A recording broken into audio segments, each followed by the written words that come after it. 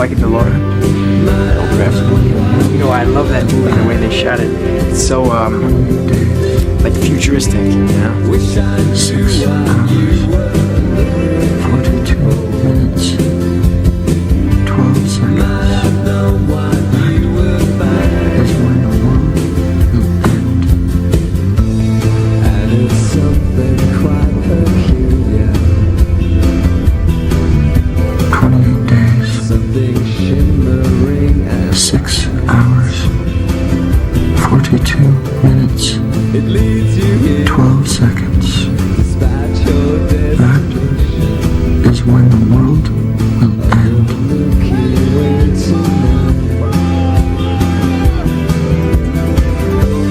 Wish I knew what you were looking for. Might I know what you were finding?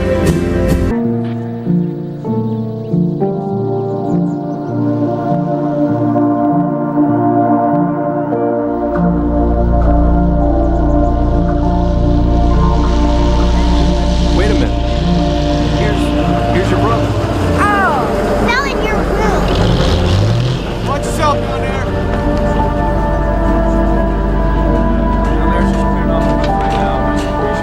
done on 5 Miss Darko, I'm Bob Garland. I'm with the FAA. The what? I'm with the FAA. If you don't mind, we'd like to speak to you and your husband privately. Private? Please. All right.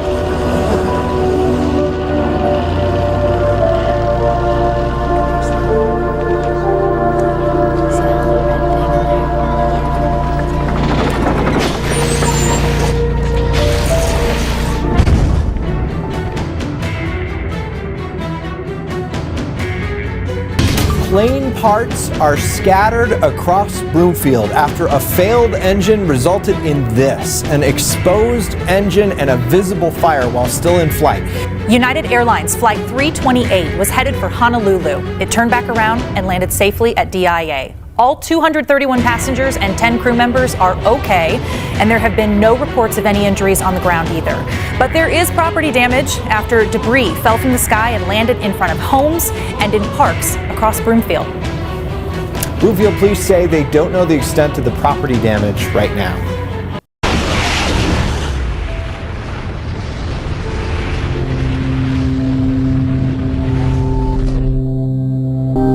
Sometimes I'm afraid that you'll tell me that this is not a work of fiction. I can only hope that the answers will come to me in my sleep. I hope that when the world comes to an end, I can breathe a sigh of relief, because there will be so much to look forward to.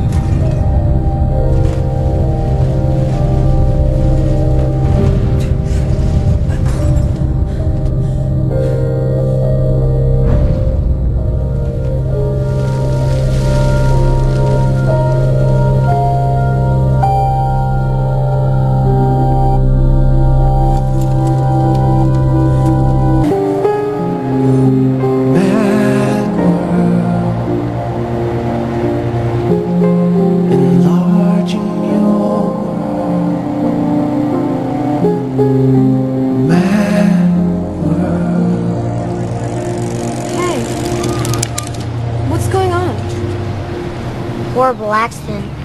My neighbor got killed. What happened? Got smushed by a jet engine.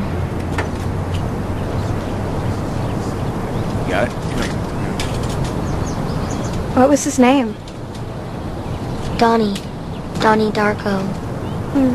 On day one, I immediately halted the hiring of any new IRS agents. You know, they hired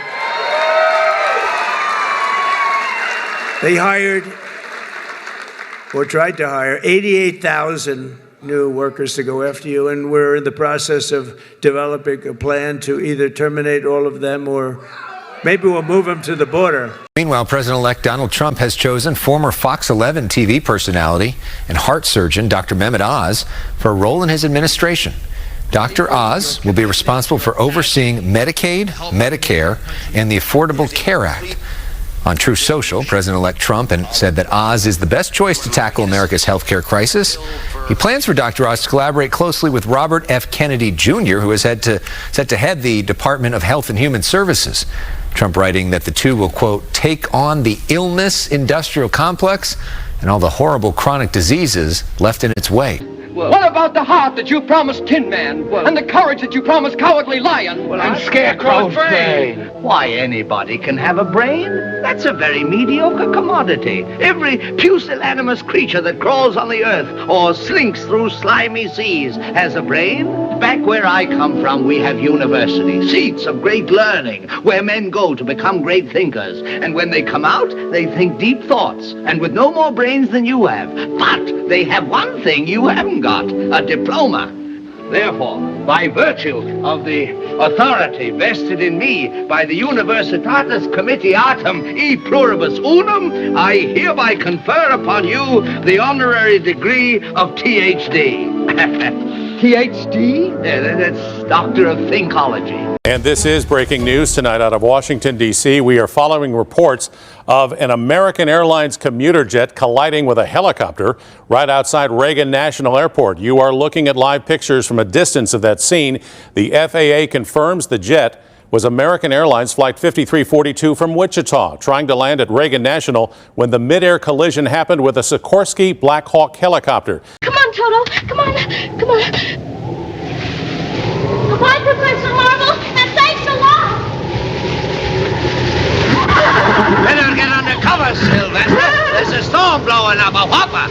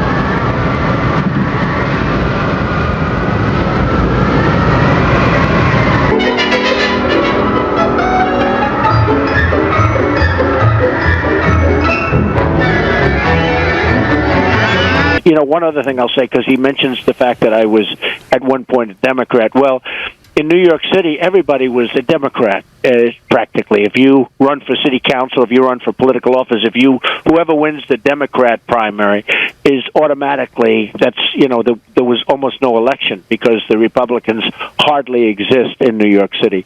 Well, that's where I was. If you look at Ronald Reagan, he was a Democrat. He was actually, Don, he was a Democrat with a very liberal, or at least a pretty liberal bent, and he became a Republican with a somewhat conservative, I wouldn't say very, but he was a conservative Republican. But Mr. Trump, that's the first time I've ever heard of you, call yourself a politician, refer to yourself as a politician.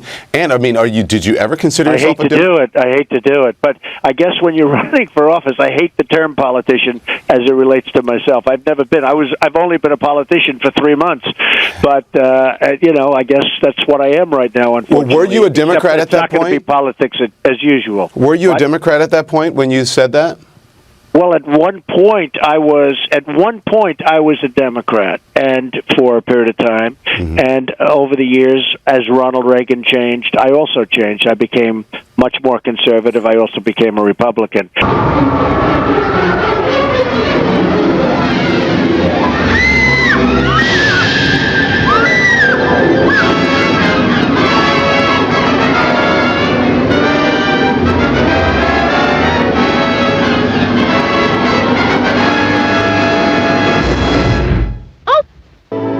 Some of the square roots of any two sides of an isosceles triangle is equal to the square root of the remaining side. Oh, joy! Rapture! I've got a brain! For years, Intel technicians have been making PCs smarter. Now they face their greatest challenge ever. Hey, no one messes with my brain until I get sprinkles. Suckers. Now anyone can have all the brain power they want. Just look for a PC with an Intel processor inside. By eliminating covalence inhibitors, we create triple-dense carbohydrates and thus the so-called super donut. Ooh. Many of you mock my interest in the pastry sciences. What do you have inside? How can I ever thank you enough? Well, you can't. As for you, my fine friend, you're a victim of disorganized thinking. You are under the unfortunate delusion that simply because you run away from danger, you have no courage. You're confusing courage with wisdom. Back where I come from, we have men who are called heroes. Once a year, they take their fortitude out of mothballs and parade it down the main street of the city.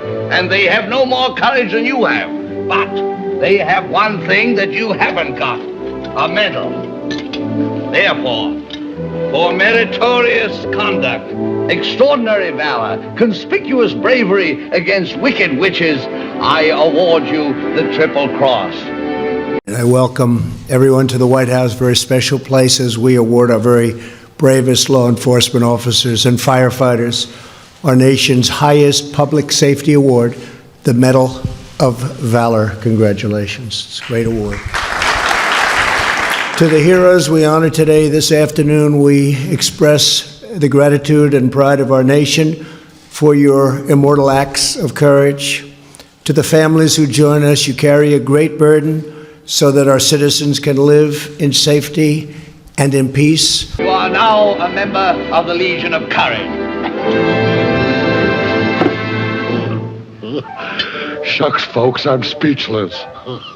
As for you, my galvanized friend, you want a heart. You don't know how lucky you are not to have one. Hearts will never be practical until they can be made unbreakable. But I still want one. Back where I come from, there are men who do nothing all day but good deeds. They are called good deed doers, and their hearts are no bigger than yours. But they have one thing you haven't got, a testimonial. Therefore, in consideration of your kindness, I take pleasure at this time in presenting you with a small token of our esteem and affection.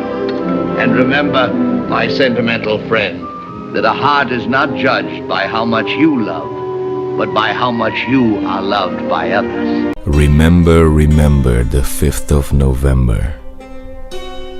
Gunpowder, treason, and plot. I know of no reason why gunpowder treason should ever be forgotten. Guy Fawkes, it was his intent to blow up the king and the parliament.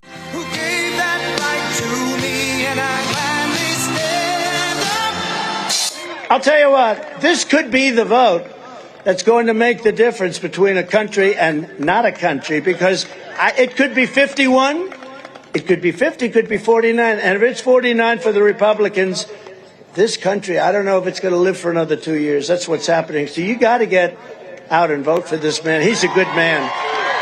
He's a good man. Hey, look at all of them. They must think I'm going to announce for president tonight. That's a lot. There's a lot of people. I promise you, in the very next, very, very, very short period of time, you're going to be so happy, okay? You're going to be so happy.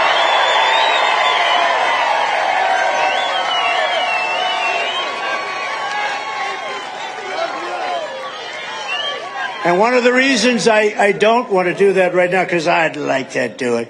But you know what? And I really mean this. I want to have the focus tonight be on Dr. Oz. Bottom line is this. Donald Trump in office on trade policy, you know, he reminds me of that guy in The Wizard of Oz, you know, when you pull back the curtain, it's a really small dude.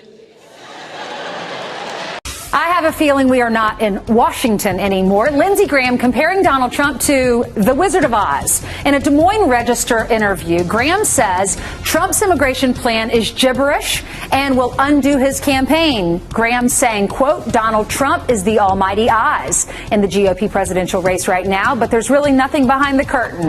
The more he exposes himself, putting forward solutions that are unworkable, the charm begins to fade after a while when you realize there's nothing behind the curtain.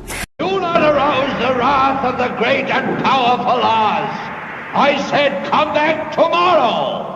If you were really great and powerful, you'd keep your promises. Do you presume to criticize the great Oz? You ungrateful creatures, think yourselves lucky that I'm giving you audience tomorrow instead of 20 years from now. Oh, the great Oz has spoken. Oh. Pay no attention to that man behind the curtain. The great Oz has spoken. Who are you? Oh, I am the great and powerful Wizard of Oz. You are? I don't believe you. No, I'm afraid it's true. There's no other wizard except me. You humbug! Yes, it's exactly so. I'm a humbug. Oh. Thank you, everybody. Thank you. We love you. Thank you very much. President Trump crossed the final frontier, getting beamed up to the White House briefing. We have a message from a special guest that I'd like to share with you. Thank you for being with us today. There he was on the video screens, pre-recorded, reciting benefits from the tax cut. These great results are just the beginning. As Sarah Sanders stood by a bit awkwardly. Do not arouse the wrath of the great and powerful Oz. So, Mr. Trump, I read in, articles and stuff about how you recovered from some difficult... Single greatest corporate comeback in U.S. history. Okay. You've always, Mr. Trump, compared Manhattan to the Emerald City, to the wonderful land of Oz. So does that make you the wizard? What are you, in high school? Here in Manhattan? Yes, Mr. Trump, PS 344. That might just be the best question I've ever been asked. Does that make me the wizard? Well, sure as hell doesn't make me Dorothy. I mean, come on. She's an idiot. She's in Oz, for God's sake. The most magical place. And all she can talk about is going home. Never got it. Never did. There's Emerald City. Oh, we're almost there at last, at last.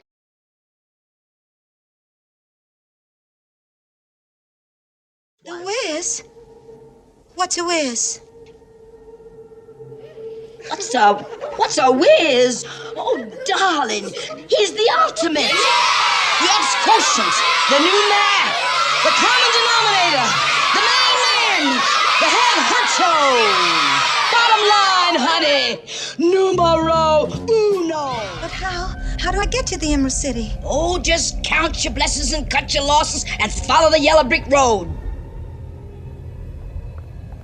The yellow brick road? Yeah! The yellow brick road! Ta-da!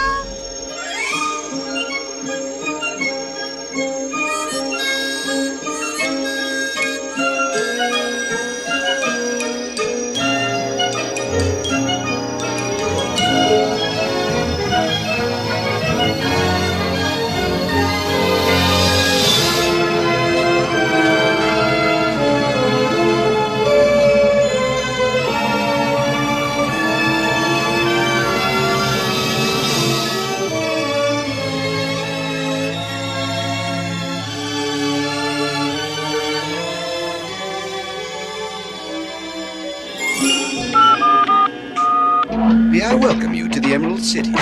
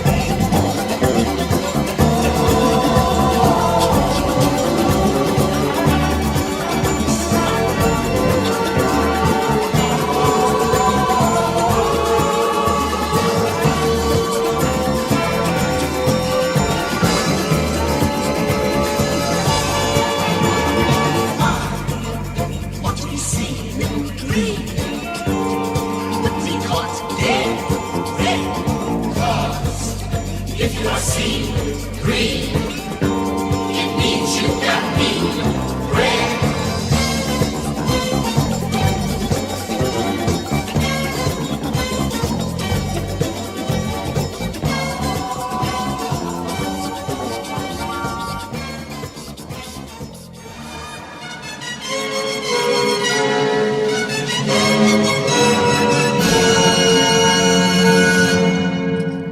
An announcement from the great and powerful Oz. Send up the one with the silver slippers.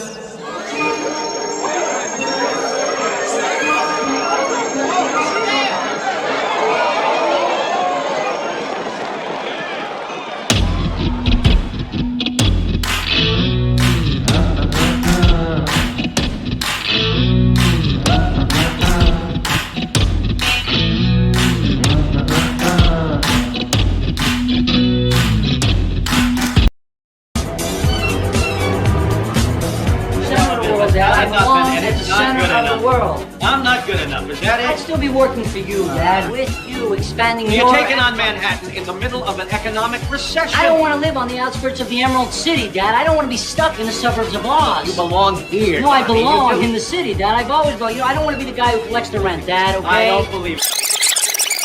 Center of the world, Dad. I belong at the center of the world. I'm not good enough, is that it? I'd still be working for you, Dad, with you, expanding You're your... taking on Manhattan in the middle of an economic recession. I don't want to live on the outskirts of the Emerald City, Dad. I don't want to be stuck in the suburbs of Oz. As we get into this story, I really want to show you the roots of the occult right in the original story of The Wizard of Oz. Many of you might be familiar with the writer of the story. His name is L. Frank Baum, and he was actually a member of the Theosophical Society, which is none other than the teachings of Helena P. Blavatsky. Major New Age teaching, and it seeks to extract the common roots of all religions in order to form a universal doctrine. So he was a big part of this society. And, you know, as we look at this article and see the details as to what he speaks of, there's again a picture of Helena P. Blavatsky, the founder basically of the Theosophical Society, and you'll see that Frank Baum himself really, in his opinion, received divine inspiration, as he would say, for this particular story. He became a member of the Theosophical Society in 1892, and it was in 1890 that The Wizard of Oz was published. And when asked how he got the inspiration, he says that it was pure inspiration. It came to me right out of the blue. I think that sometimes the great author has a message to get across, and he has to use the instrument at hand. I happen to be that medium, and I believe the magic key was given to me to open the doors to sympathy and understanding, joy, peace, and happiness.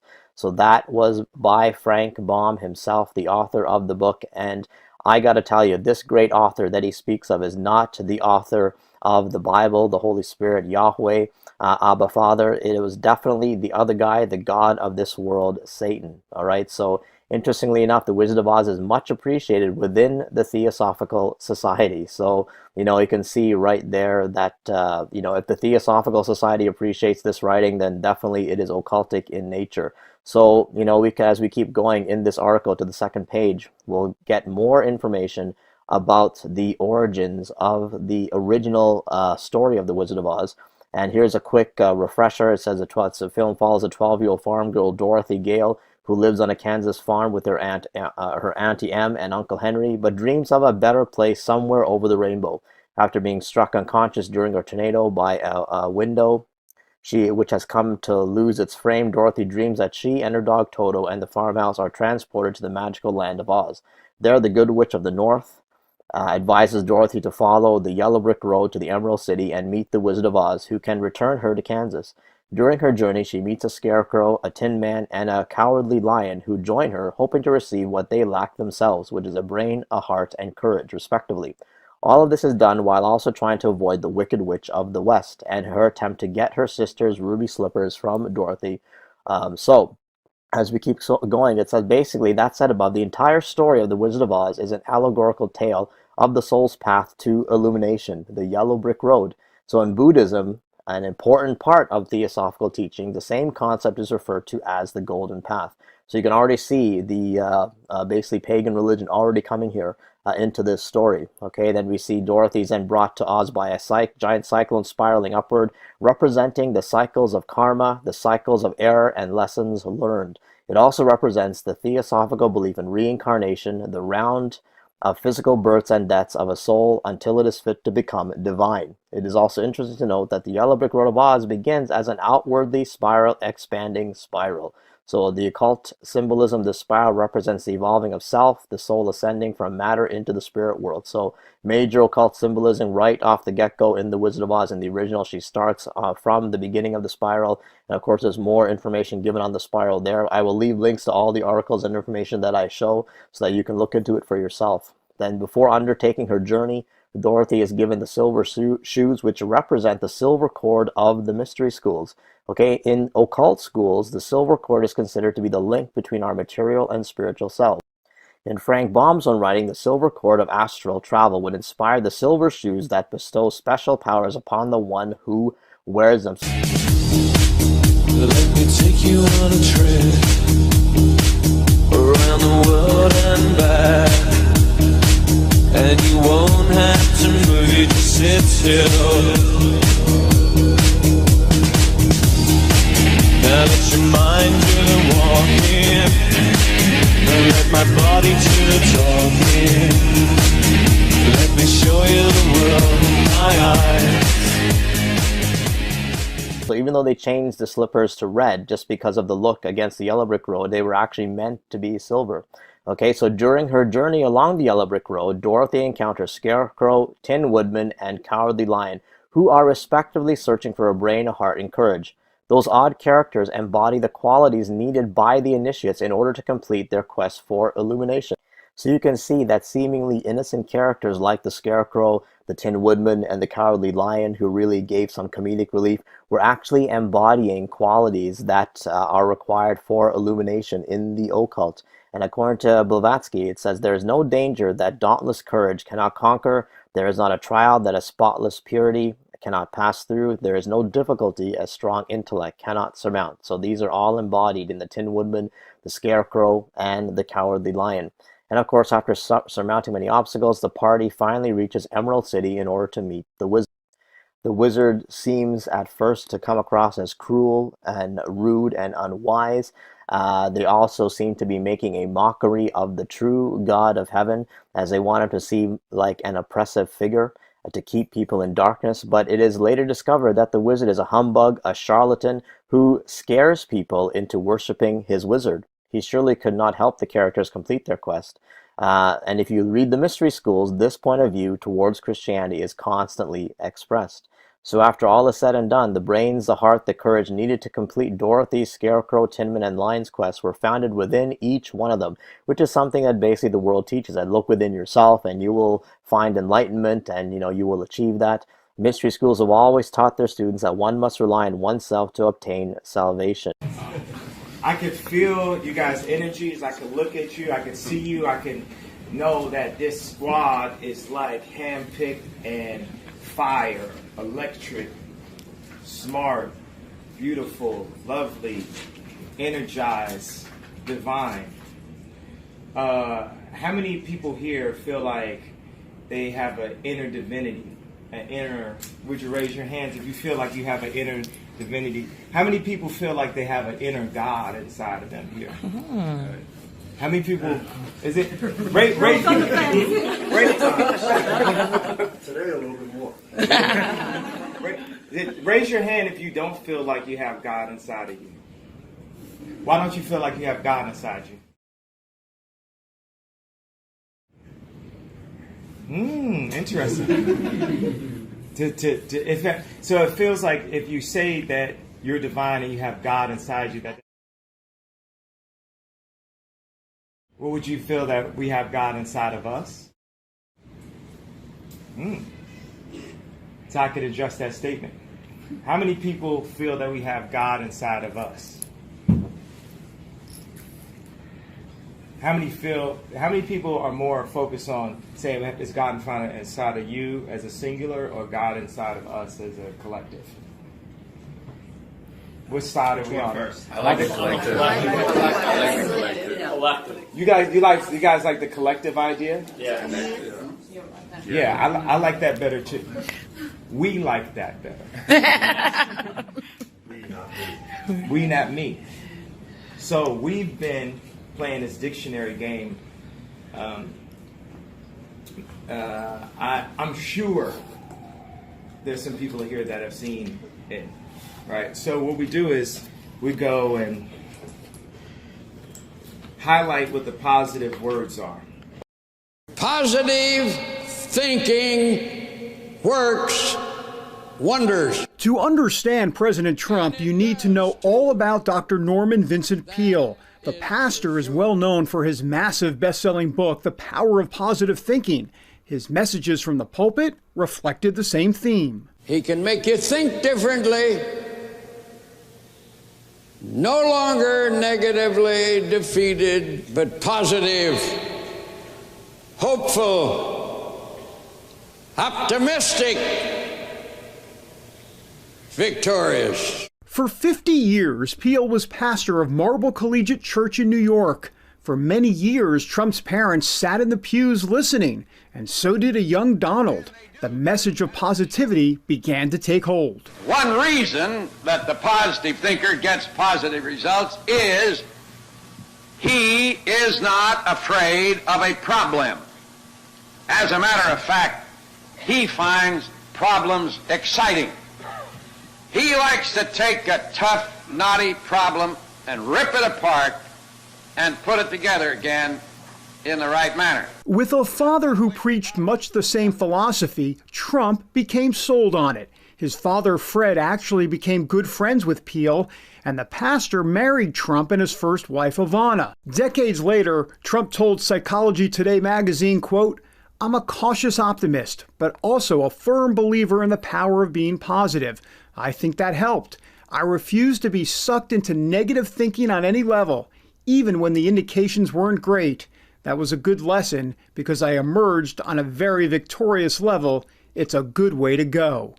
And when we interviewed the future president during his run for the presidency, Peale's impact on his life was top of mind. You know, the greatest speaker I think I've ever witnessed was Dr. Norman Vincent Peale. And he would speak, The Power of Positive Thinking. He would speak so much, and he'd bring it into modern day life. He'd talk about success stories and people that were successful and became alcoholics, and then they conquered it. And I grew up watching that. He wasn't reading and I've had plenty of pastors and ministers that read. It's not the same thing. Norman Vincent Peale would get up and his arms would be flailing.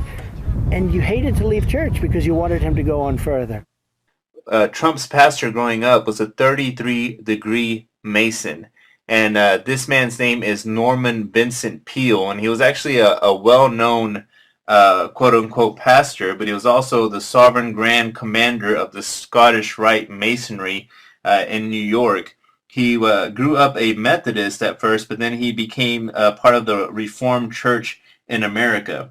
Now, Norman Vincent Peale had a big influence because he was also a personal friend of President Richard Nixon.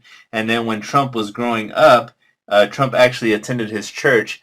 And it's very clear that this man had a huge impact on Trump's spirituality. As a matter of fact, whenever Trump is asked about him, he just gushes over Norman Vincent Peale. And if you remember the famous interview where Trump is plainly asked, do you ask God for forgiveness? Are you a Christian? And what Trump does is he just refers to Norman Vincent Peale. So we've got people lined up for questions. I just got one more, because you used the word Christian. Have you ever asked God for forgiveness? That's a tough question. I don't think in terms of, I'm a religious person. Shockingly, because people are so shocked when they find this out, I'm Protestant, I'm Presbyterian, and I go to church and I love God and I love my church. And Norman Vincent Peale, the great Norman Vincent Peale, was my pastor. The Power of Positive Thinking. Everybody's heard of Norman Vincent Peale. He was so great. He would give a sermon you never wanted to leave. Sometimes we have sermons and every once in a while we think about leaving a little early, right, even though we're Christian. Dr. Norman Vincent Peale, Frank, would give a sermon I'm telling you, I still remember his sermons. It was unbelievable. And what he would do is he'd bring real life situations, modern day situations, into the sermon. And you could listen to him all day long. When you left the church, you were disappointed that it was over. He was the greatest guy. And then, you know, he passed away, but he was a great... He wrote The Power of Positive Thinking, which is a great book. But have you ever asked God for forgiveness?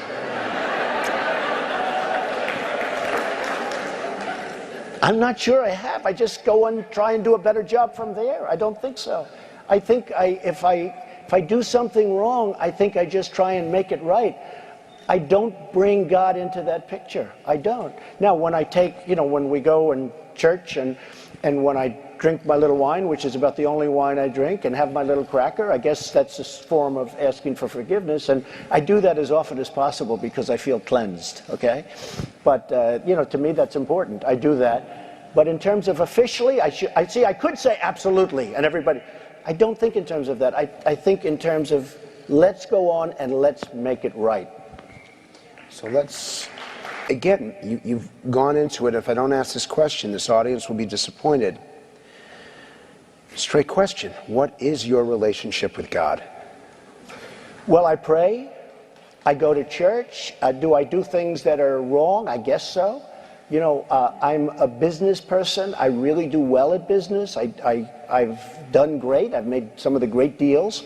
I own some of the greatest properties in the world. Am I totally? Help you do these great deals? I think God helped me. Personally, I think God helped me. I think, you know, look, God helped me by giving me a certain brain, whether that's a good thing or a bad thing. You know, I went through a phenomenal school, the Wharton School of Finance, which is said to be the greatest business school in the world. I did really well there. I was a great student. So, I mean, I was born with a certain intellect that is good for this. Okay, and even the dog Toto represents her inner voice, her intuition, and they give a further description of that. And as stated above, the fake wizard invites Dorothy into his balloon to go back to Kansas, her final destination. She, however, follows Toto, her intuition, and gets out of the balloon, which represents the empty promises of organized religions. This leads to her ultimate revelation, and with the help of the Good Witch of the North, her divine guide, she finally understands everything she ever wanted could be found in her own backyard. So in order to obtain illumination, Dorothy had to vanquish the wicked witches of the East and the West who were forming an evil horizontal axis, the material world. She was wise in listening to the advice of the Good Witch of the North and South, the vertical axis. So really showing reliance on the New Age, on evil, on witches to basically get the victory. So by the end of the story, Dorothy wakes up in Kansas. She has successfully combined her physical and spiritual life. She is now comfortable being herself again, and despite her family not believing the details of her quest, she can finally say there is no place like home, and basically all the people who are not illuminated are considered ignorant and profane. So to the Luciferian elite, people like us are considered detestable to them, or anyone that is not initiated or illuminated like them.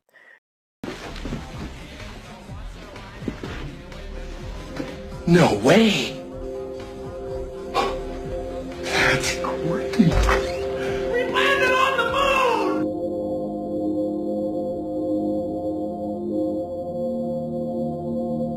And they just start making stuff up. Yeah. Like that Neil Armstrong guy. Have you seen him on the talk shows? Neil Armstrong, you mean the first man to walk on the moon? Talk about a fish story! Yeah. Man, and they're buying it! And they're buying it! And they're buying it!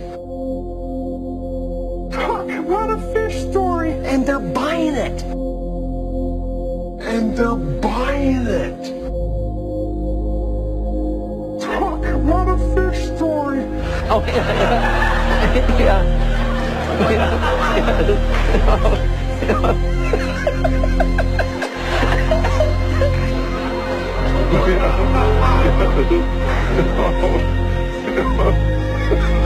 And they're buying it!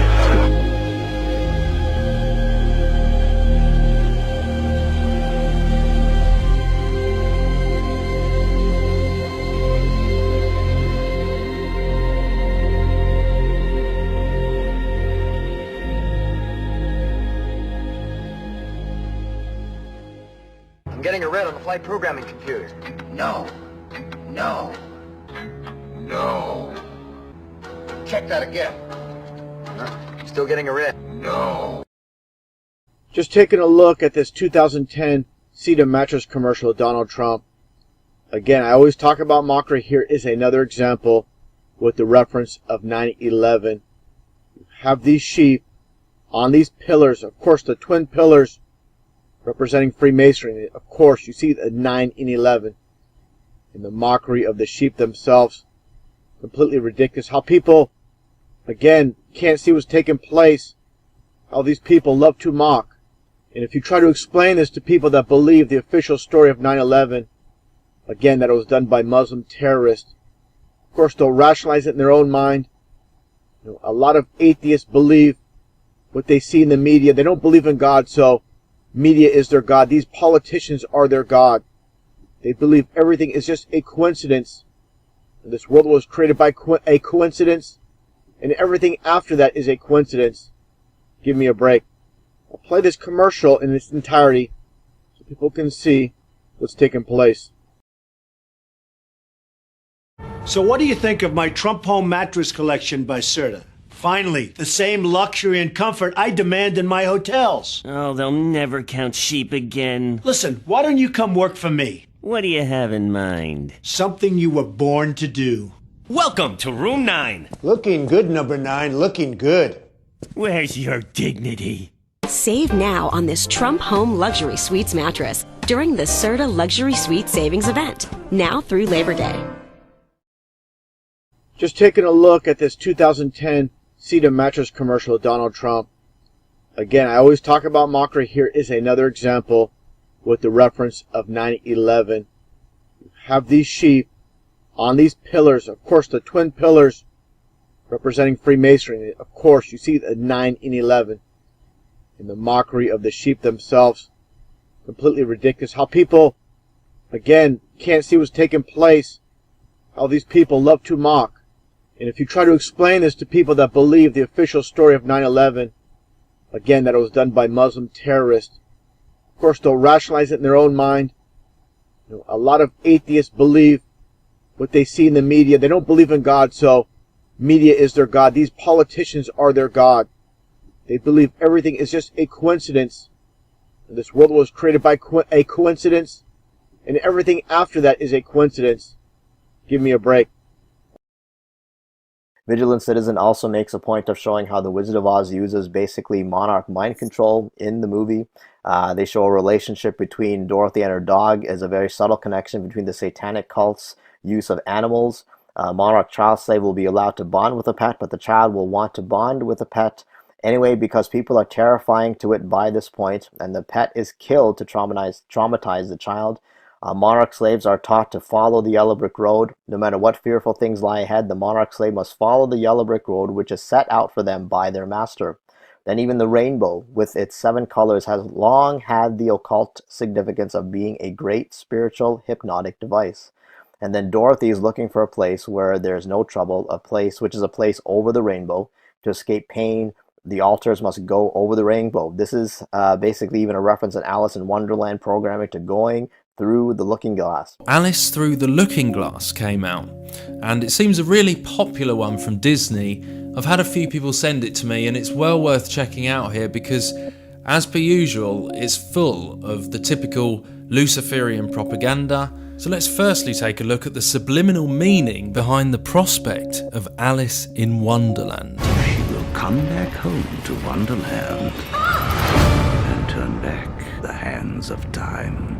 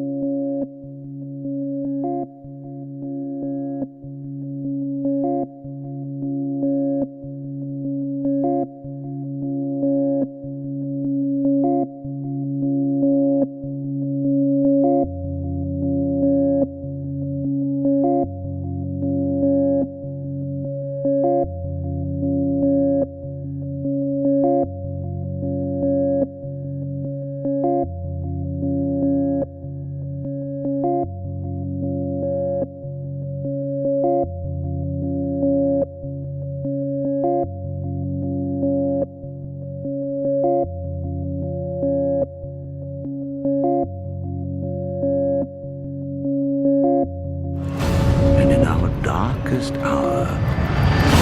Before my final rhyme, she will come back home to Wonderland and turn back the hands of time.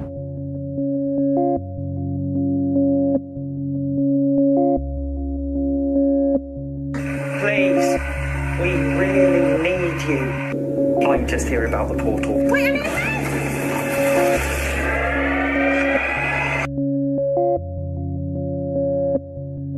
Only the chosen one can align the fates and save the 12 lands from the forces of darkness.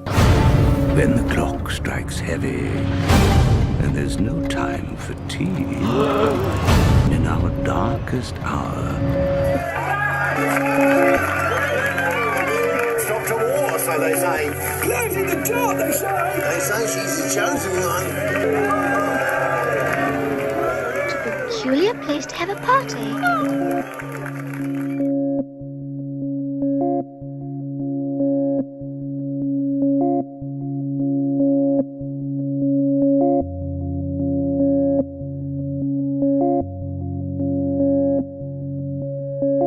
Once you realise that these stories, like Alice in Wonderland, are actually allegories of Luciferian principles, made more digestible to the public by the use of cute fairy tales, do we start to understand more of the language that they're trying to convey. And this is exactly why the Large Hadron Collider at CERN has got an instrument called Alice, because it represents the light going through the tunnel. And it's no different with these movies. And what we're seeing today is a huge increase in this Luciferian propaganda. Alice through the looking glass. Well, through the looking glass means to be on the other side of the mirror, which means in a different realm or a different dimension. So Alice is playing that false Christ figure here, the false light. Let's have a look at the trailer first together, then expose what is being subliminally pushed.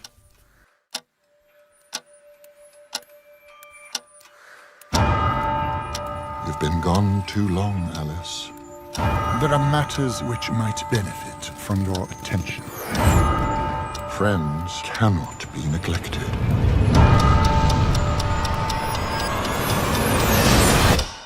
Hurry.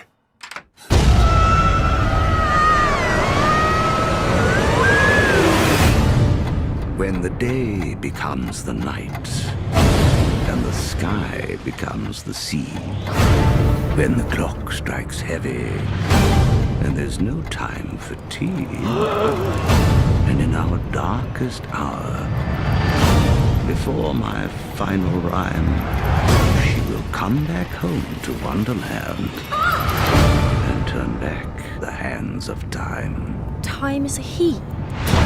He is not someone you want as your enemy. Please, sir, the Hatter is in danger. Young lady, your time is up. This cannot be good.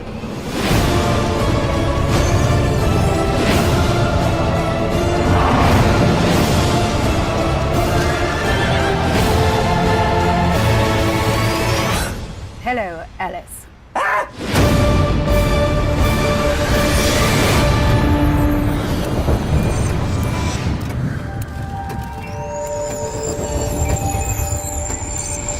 I present you with a gift.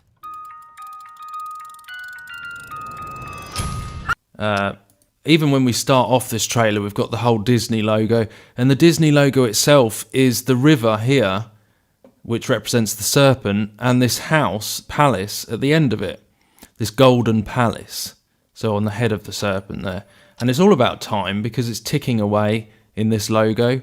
Disney 666 in the logo. And so we're already introduced to it being about time. We have the chiming of the bell. The bell tolls. And we see this girl, which is playing that character I've been speaking of. Gone too long, Alice. The false light. Following this butterfly, the butterfly represents from the murky to the beautiful, like the rebirth, the rise of the phoenix. And it goes into essentially what is this house. And you're going to see that she performs some kind of fake, false, self-sacrificial thing, which is what the Luciferians believe that Lucifer is. From your attention. So it's like following the White Rabbit in a way, and it goes through this mirror, which is a portal or a gate. You can see that there's an allusion to water, like the water gate. Friends cannot be neglected. So she's in blue up there, and this Hatter is in red. So it's the two pillars, and it's Lucifer sacrificing itself. And this is like hell, you see here, and she's up in what you would refer to as heaven. So she does it. She goes through the gate. She follows that butterfly, blue butterfly, and takes the plunge. This is exactly what they believe. The Luciferians believe that Lucifer is, you know, self-sacrificial. Hurry. It's their version of the Christ. It's the false Christ. So falling down from heaven, much in the same way. What are those squares? That's weird. Much in the same way as we've seen before, we saw in the Panic at the Disco video where he falls down from heaven. They see that, the Luciferians see that as a self-sacrificial thing. It's all twisted. All about time. So listen to what the narrator says now. Becomes the night. So when the day becomes the night, it's all everything turning upside down. Black becomes white. And the sky becomes the sea. And the sky becomes the sea. So turning everything upside down, swapping darkness for light. We've seen it time and time again where the weather goes mad and we see everything being turned upside down. And that's what he's saying here, when the day becomes night, when the sky becomes the sea, turning everything upside down. Look at Lucifer there, approaching what is a representation of the Tower of Babel, I believe. I mean, it's all biblical, but this is their twisted version of it. So the Tower of Babel, the Stargate, you'll see it's all to do with time and time change affecting time. And the sky becomes the sea. Then the clock. So there we've got our representation of the clock. This clock has actually got the same design as Big Ben, some sort of flower, geometrical flower in the centre. And I'm not saying that's necessarily anything to that, but we've seen the time, the smashing of time, their rituals pertaining to it often includes this Big Ben, probably because of the GMT, zero, cracking time. Led Zeppelin did it on their album cover. When the clock strikes heavy and there's no time for tea. That Last Supper reference, and here she goes through the heart of time. Again, all tying into the heart of the earth and that cracking through the heart of time. And in our darkest hour, before my final rhyme, she will come back home to Wonderland and turn back the hands of time. And turn back the hands of time, which we see them representing so many times. If you've been watching this channel before, the reversing of time, possibly to a pre-flood. I don't know exactly what they mean by that. But these are all rituals to do with trying to reverse the prison that they are stuck in. You've got to take some of these things with a pinch of salt because they're not all explicitly biblical, but certainly their belief is that these entities are trapped in Saturn, and it's all to do with breaking time and cracking them out. Of course, CERN as well, and all of that. Time is not someone you want as your enemy. So time is a he, again, demonising the masculine side. And this is likely a reference to Saturn there, because it goes the Tower of Babel, Stargate, time change, and then what do we get? We get the single eye symbolism. So there's probably a reference to that. He is not someone you want as your enemy. Young lady. Looks like 1,000 points of light, all Luciferian. This cannot be good. The heart of the earth there, you see that? It all ties into the heart of time, the heart of the earth, and cracking them out. through a portal, and that's it. This is the same thing. I mean, I haven't seen the film yet. This trailer's only just come out, but you see there how this is all tying into the same thing. The changing of time, the Luciferian belief system, Lucifer cracking out the false light, cracking them out of the heart of the earth, and all of that. I present you with a gift. This is rather sick, actually, because I'm sure some of you can see what that represents right there, the king being beheaded. So this is very blasphemous, and it's also probably a reference to the king's children, for example, the propaganda surrounding Christians. And also in the book of Revelation, it tells us that Christians in the end times will be persecuted in like manner. And even this song, Somewhere Over the Rainbow, is probably the most disassociative song ever written, and is often played in movies during violent or traumatizing events, which was being played also in that movie Face Off.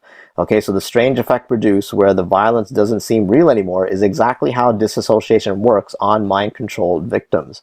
Okay, we can even see the poppy field that Dorothy falls asleep in could be a reference to the use of heroin that is used to relax and manipulate the victims of mind control. Okay, and so, I mean, I think you can see what is going on here in this story, the original story of The Wizard of Oz. And, you know, The Wizard of Oz's great success confirms America's and the Western world's real spiritual dogma.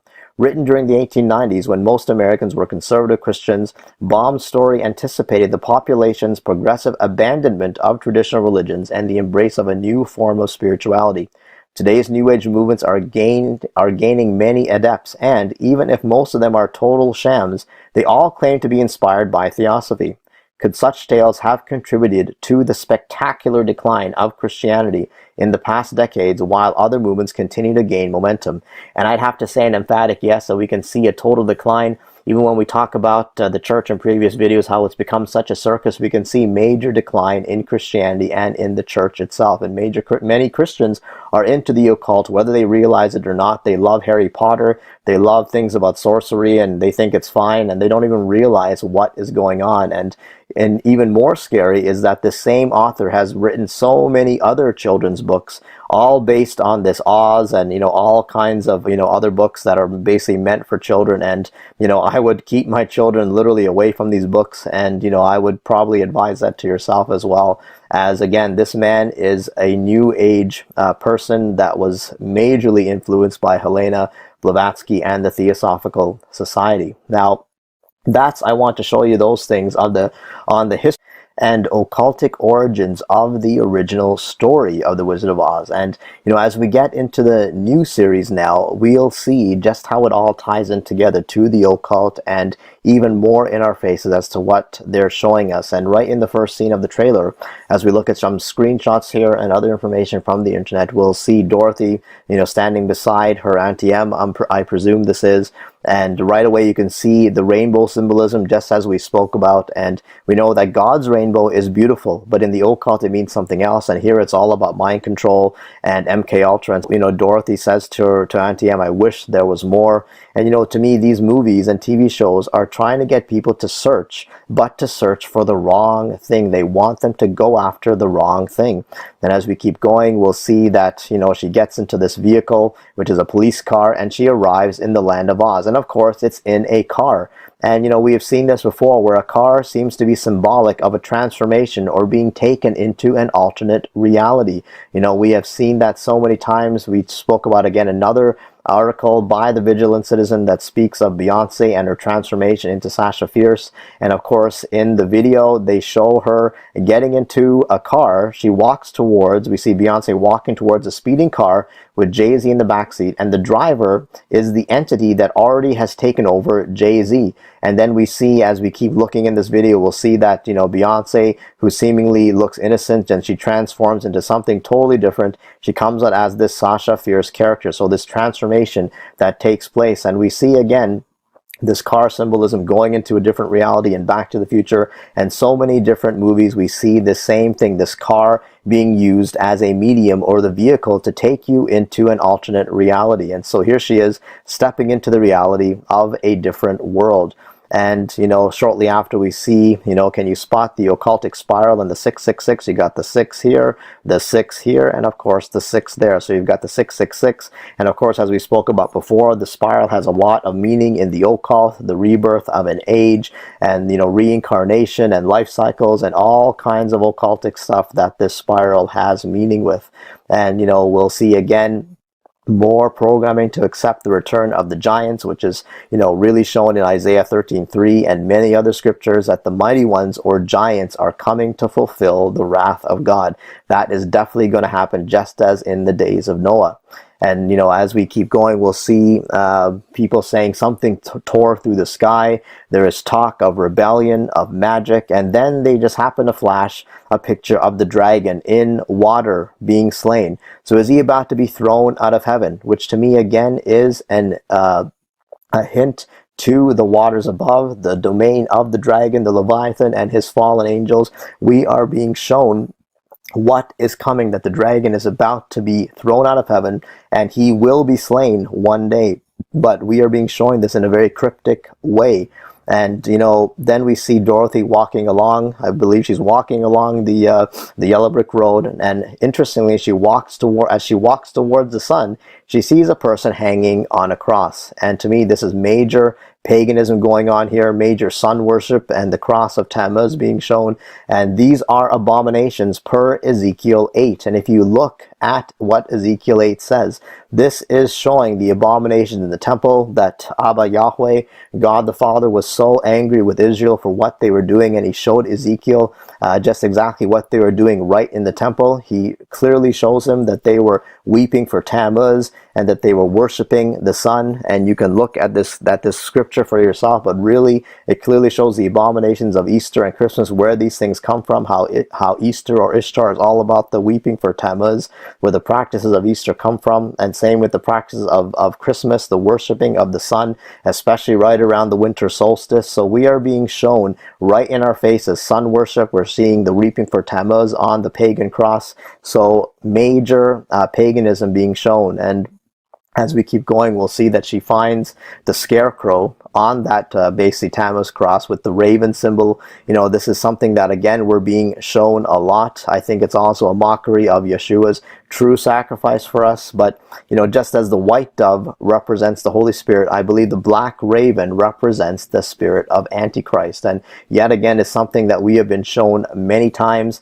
Many of you will remember movies like Hunger Games and even movies like Black Swan that constantly show this raven symbolism, or the raven coming. To me, is a mockery of the Holy Spirit. The white dove or the white bird, the black raven, completely, to me at least, in my opinion, represents the spirit of Antichrist, or the spirit of the devil. Okay, and that is really what we are being shown here.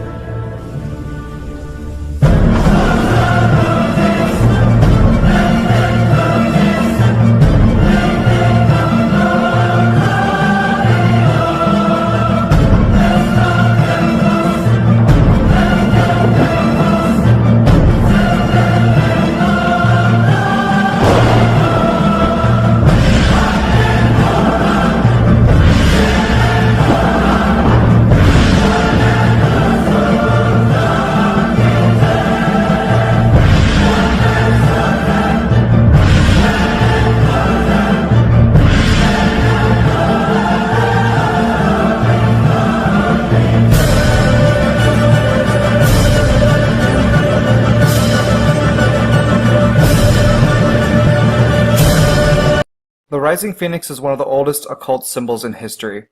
It's a well-known symbol that represents the sun, rebirth, resurrection, and immortality.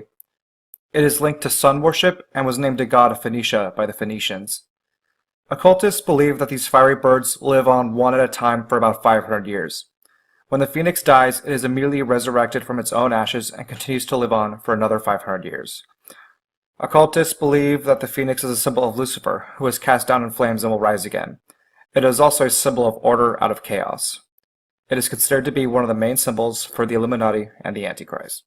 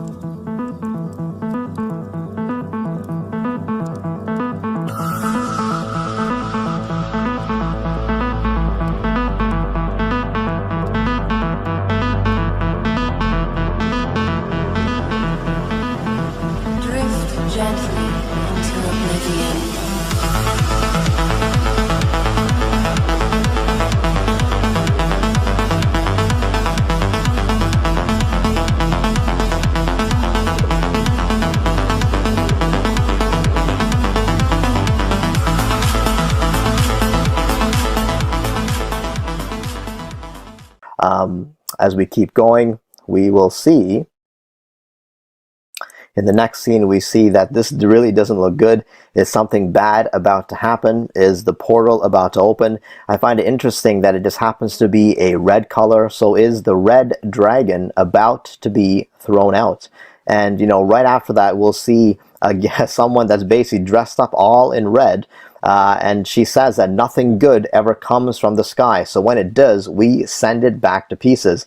You know, says the red dragon lady. And another thing of interest is that she happens to be wearing a raven-like a scarf or something around her neck. And, you know, really to me showing that the red dragon is coming with obviously the Antichrist spirit, or the spirit of Antichrist, spirit of the devil, whatever you want to call the raven symbolism. I believe that is what we are being shown, the spirit of Antichrist that is coming. Again, the raven symbolism right there in our faces. And so as we keep going, we see a very interesting scene of now this is Dorothy, who now is in this, you know, red outfit. She was basically looking like herself all of this time, but now she is something else. And to me, this is showing Dorothy's transformation is now complete, just like Beyonce to Sasha Fierce. You know, notice even the 8 walls and the 8 pointed stars on those same walls. They go 1, 2, 3, 4, 5, 6, 7, 8. So you're shown 8 walls. The walls even have, you know, the Star of Ishtar, the 8-pointed star right in them. Notice even the 5 streams swirling around her, which to me could be denoting the 5th age. Notice even how she's standing on an 8-pointed stone here. And again, this number 8, we know in the occult, is the symbol or the number of new beginning. The Star of Ishtar, the Eastern Star, whatever you want to call it, it all represents the new beginning that is coming. And to me, the red outfit screams that she is completely taken over by paganism and by Mystery Babylon. She has literally become the harlot, or the whore of Babylon, as is shown in Revelation 17. So, you know, again, depicting Mystery Babylon, this is really what is being shown here, that she's been taken over by paganism, all of these pagan religions, which to me is the key that the devil is using to bring people into his world, into the occult, into all-out paganism. I believe that is why even, you know, many people in the church are celebrating pagan things. They don't even realize what they're doing. They're all under the spell of Circa. And quite interesting, at the Vatican, which to me, I believe, is the center of paganism of the world, Mystery Babylon itself. Funny how the Vatican itself is shaped like a key. St. Peter's Basilica with the obelisk and the Star of Ishtar, the Eastern Star right there. You've got the Cross of Tammuz that the Vatican is shaped like, and it goes right over, the road goes right over to a 5-pointed star Castle St. Angelo, this other church. So literally looks like a whole key. All right, if you look at this map, it pretty much spells it out right for you. The key, you've got the cross, the pagan cross and the sun cross in the middle. The Vatican, St. Peter's Basilica looking like the keyhole, and of course make the road looking like the key itself, with the 5-pointed pentagon like church down the road. So really the key, the Vatican, is Mystery Babylon, the key that is being, you know, put onto people. The center of paganism, I believe, is right at the Vatican. I believe all the pagan religions are being headed up by this Vatican. They pretty much promote everything that is being, you know, promoted in this world, promote all the paganism. They accept everything. And I believe that Dorothy, now in the red outfit, is basically showing that she has given herself completely over to paganism. She has become Mystery Babylon. And you know, as we keep going, we'll see that, and I'm quite sure that this person is the Scarecrow, who has now become a man, a warrior, a savior figure, and literally Dorothy is totally in love with him, in love with this Antichrist figure. Remember, he had the raven sitting on him. So, you know, basically spirit of Antichrist is working in this man, if this is the Scarecrow who I believe it to be. And, you know, similar, you know, to sacrilegious work of Da Vinci Code, which was showing Jesus and Mary Magdalene having children, which is complete Antichrist doctrine. So you've got here basically Dorothy representing the Whore of Babylon, the Scarecrow possibly representing Nimrod, the Antichrist, and they are totally in love. It's just like Nimrod and Semiramis, the same kind of love story being told over and over again, that Nimrod and Semiramis, the Antichrist, the beast, and the whore are running this world. And, you know, as we keep going, we see the White Witch says that war is upon us. I believe, you know, tons of these TV shows and movies are trying to push this war propaganda to prepare the masses for what is coming. We can see the Great Green Army of the Wizard and the Emerald City all assembling.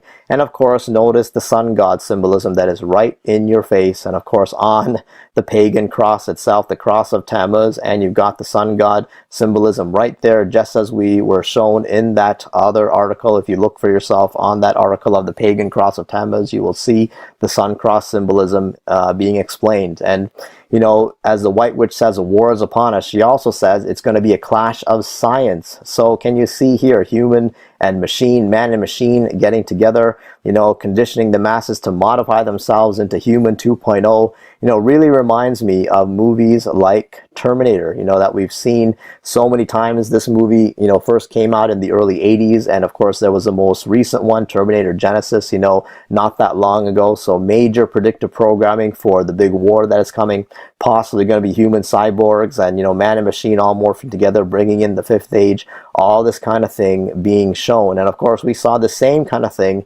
in the show Westworld, which is something I did a video on some time ago. And yet again, more predictive programming for transhumanism, for man and machine morphing together, for people being able to fulfill their fantasies through these machines, and all this kind of stuff being shown in our faces.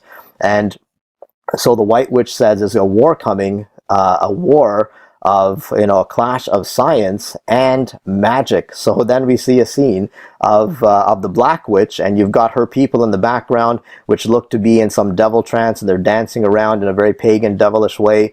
And you can see major duality is about to be shown here. So the battle of science and magic is coming, you know, predictively programming what's, you know, what's coming to this world. You know, first you saw the Black Witch's army, but now you see the White Witch's army. So you've got the black, the white, the major duality, as above so below, the dark and the light being shown, you know. And this is really showing, you know, a lot of paganism here, a lot of witchcraft. We can see that black magic, according to Wikipedia, is referred to the use of supernatural powers or magic for evil and selfish purposes. It is also referred to as the left-hand path. Black magic is the malicious left-hand counterpart of the benevolent white magic. And of course, white magic is traditionally referred to as a supernatural powers for magic for good and selfless purposes. And so, you know, the black is considered the malicious, or malevolent. The white is considered the benevolent. And this is, you know, again, nothing more than paganism, than Wicca, witchcraft. White magic or black magic, they are both the same, even though they want to be shown as light and dark, but it's really both the same thing, just Satan and Satan all over again. And, as we keep going, we'll see that Dorothy now is able to change into something else. Just as we saw her in the red outfit, she also, also takes on different forms. And what I found really interesting about this is that you see the jewels all over her hand. And to me, that is a direct reference to the luxuries of Mystery Babylon, because the Bible says that right in Revelation 17, that the woman, meaning the harlot church, was arrayed in purple and scarlet and adorned with gold and precious stones and pearls, having in her hand a golden cup full of the abominations and the filthiness of her fornication.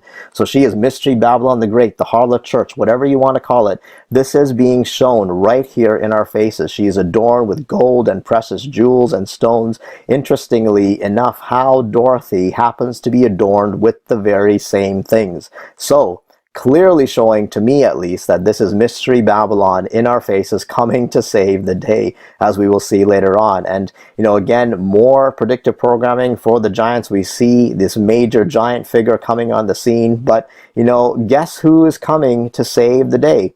Good old Dorothy / Mystery Babylon is going to come and save the day. We see her yelling at this thing, and the Wizard of Oz himself says that, are you just a girl from Kansas, or are you more?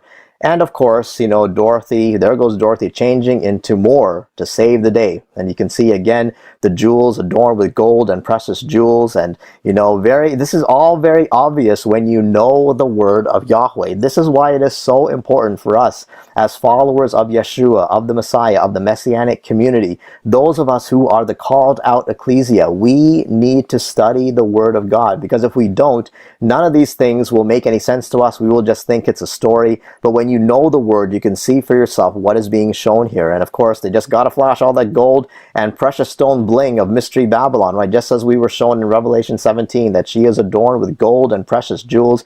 Mystery Babylon, as they want us to believe in this show, is coming to save the day. And of course, a major burst of energy comes from Dorothy / Mystery Babylon. You got good old one-eye symbolism going on here as well. And to me, this could also be an allusion to CERN collisions and the opening of the pit that is coming, that is coming via or courtesy the Vatican, of course, who just happens to be a key player in this whole paganism that is being promoted all over this world. And it's quite the blast that comes from Dorothy. She's become very powerful because she has given herself over to the dark side. She's given herself over to Mystery Babylon. She has become the whore. She has become the harlot, and she is now very powerful in this world because she has aligned herself with the dark one of this world. And as we keep going, we'll see the lion character from the Wizard of Oz story is also different. You can see that he is not the Lion of Judah. He is more the devouring Lion of Satan. Again, not the Lion of Judah, because you can see clearly the 666 symbolism on his face or chin. So really, he is not showing that he is the Lion of Judah. We can see the same kind of symbolism in the monster logo, the 666, or the Vav Vav Vav, which happens to be 6 in the Hebrew language. Again, of course, the pagan sun cross with the circle on the monster logo itself, cross of Tammuz, mark of the beast, all this kind of stuff being shown in our faces. Then, as we keep going, surprise, surprise, we see yet again a water scene, just like we're being shown in so many TV shows and movies. I believe this happens to be the army of the Black Witch in the waters, which could be a reference to the womb of Isis, or the waters above, just as what we spoke about before, the waters above, the second heaven, where the devil, the Leviathan, the dragon, and his fallen angels reside. They want us obsessed with space, which is why there's so much of space programming as well, which is the abode of the devil, which is where he is going to come from and where he will be thrown down from. All right. And, again, we see more darkness being shown here. That Dorothy says there's a darkness here, something wicked. Man, gee, you think? When you see this scene, we got major black magic being done in the forest. To me, this is total Wicca, Mother Earth, Gaia worship here, as these people are lifting their arms up and this person starts levitating off the ground. So major Wicca witchcraft going on in this scene here. And, this is something that is, propagated a lot in the movies, Wicca worship, Gaia worship. And, I find it quite interesting that the 3 witches of this story are shown to be in red, white, and black. something that we have spoken about many times. Major New World Order color symbolism happens to be the same colors of the Nazi flag, and of course major New World Order colors that we've seen in Hunger Games and movies like V for Vendetta and many others that show the same color symbolism. So quite interesting that the three witches just happen to have these same colors on them. And of course there has to be a fourth witch, because that would be the wizard himself. All right, he would be the fourth witch, because in Wicca there just happens to be, again, four elements, or each witch represents, one is the north, one is the east, one is the south, and one is the west, which is clearly shown or even told to us in the Wizard of Oz as a wicked witch of the west, a witch of the north, a witch of the east, a witch of the south. And of course the north represents the element of earth, the east represents the element of air, the south represents the element of fire, and the west represents the element of water. So clearly this is what we are being shown in this story, whether it was the original one or this remake, and it's clearly Wicca programming and basically promoting the agenda of the Wiccans. Okay, so major Wicca programming going on here. And as we keep going, again we see the giants yet again. Isaiah 13:3, the giants are coming to fulfill God's wrath, just as what the Bible says. But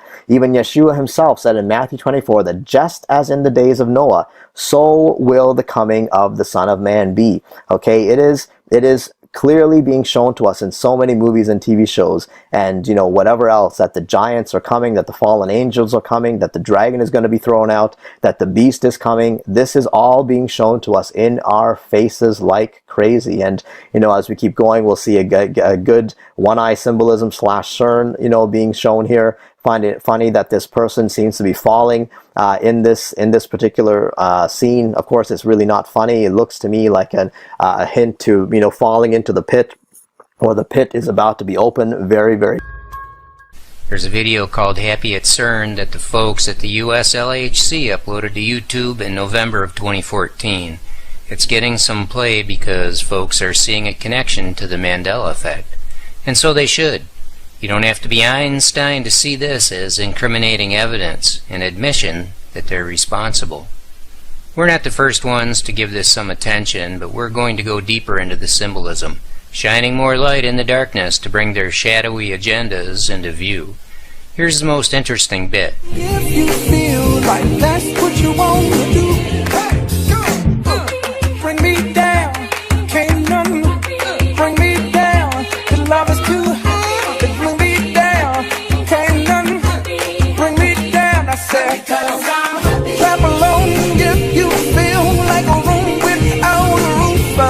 All through the video, people are dancing to the song Happy by Pharrell Williams.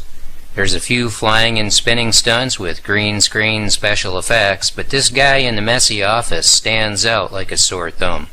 What's going on here? Bottom line, it's a song and dance routine. This song and dance is intended to deceive, to mislead. It's an evasive ploy, a distraction, misdirection. We are happy at CERN. Okay, but look at the other signs. He's got placards hanging around his neck. On number 1, in Mandela. His shirt has math on it, which is a clue. It means do the math, solve the equation. On the wall poster, there's a big piece of a jigsaw puzzle. It means there's a puzzle here, find the pieces and put it together. In the James Bond franchise, the first actor to play the role of Bond was Barry Nelson in 1954. The orange sign says Mandela. Do the math. Barry Nelson plus Mandela equals Barry Nelson Mandela. The phenomena that has become known as the Mandela effect is named for the former president of South Africa, Nelson Mandela. Many people remember that he died in the early 80s when he was in prison. Yet somehow all the evidence suggests that he got out of prison and lived until 2013. This guy is doing his version of the song and dance routine with a sign. We are happy at CERN. The @ symbol is a sign that tells us that they know how to use symbols. He covers his face with it. He gestures with it as his contribution to the song and dance routine. It's providing cover, not so much for his face, but for the real meaning of what's going on. It's not just cover for the scene, and we know this because what's written on the sign tells us that the meaning of the entire video is hidden and revealed. The guy is playing peekaboo, a game you play with infants. Now you see him, now you don't. Isn't this the way of the Mandela effect? One day it's mirror, mirror on the wall, and the next day it's magic mirror on the wall.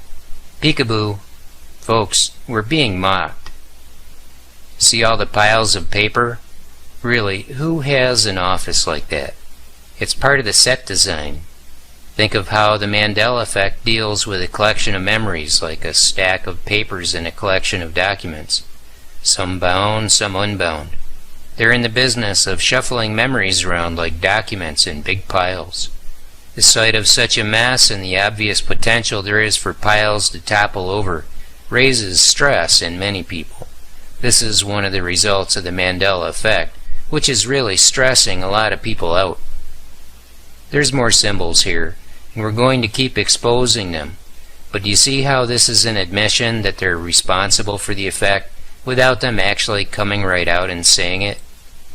Here's a little scene where they're dancing all over and around code 33. If you feel like happiness is the truth, like happiness is the truth, like happiness is the truth. The number 33 is a big deal, and not just to the Freemasons. Notice the other emergency vehicle is signaling the mirroring of fire. As above, so below. Fire is one of the 4 elements honored with its watchtower or guardian when a magic circle is cast for the performance of a ritual. As we play through the context of this scene with the firemen, you'll see how this is part of the ritual casting of a magic circle. Witches cast a circle beginning with air, and so we see a man flying through the air. Fire comes next, then water, then the earth, and the circle is cast.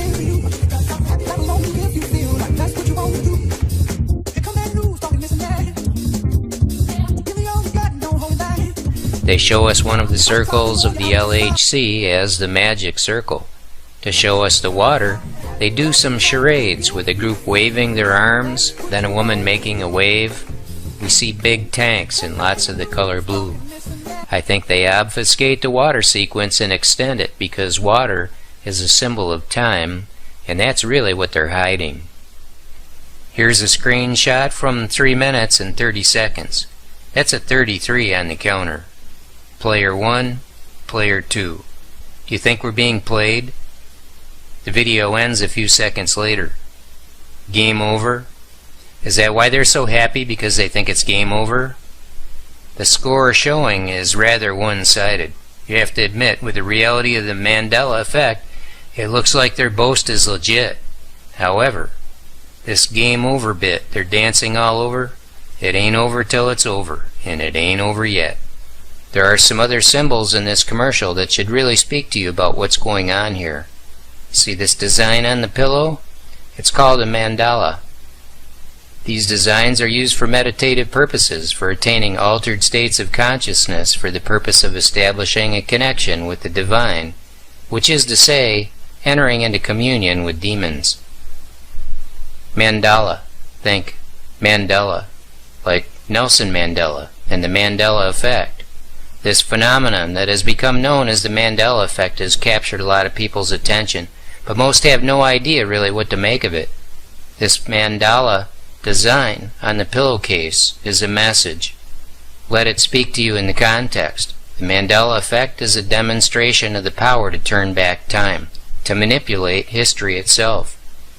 These sci-fi channel producers are literally magicians who are practicing ritual magic through the embedding of time codes and occult symbols, even a form of time magic.